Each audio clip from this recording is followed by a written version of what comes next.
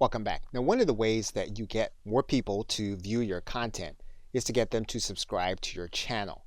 And of course, they can come to any of your videos and subscribe to your channel, or they can come to your channel page and then they can find the subscribe button. We can also give people a persistent link to your subscribe area so that they can subscribe. So what you're going to want to do is you're going to want to go to your channel button and get your channel address.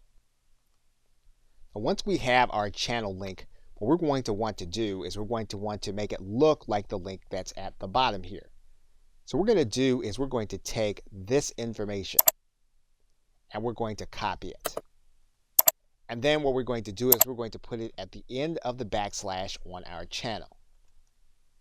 Then what we're going to do is we're going to take this entire URL, we're going to copy it, and then we're going to distribute this to those whom we want to subscribe. And so once they get this URL, they put it into their browser, and then when they click the link, what's going to happen is they're going to be brought to this page, and then they're going to be asked to confirm their channel subscription. In this video, I'm going to show you how to create, and they'll then be able to confirm.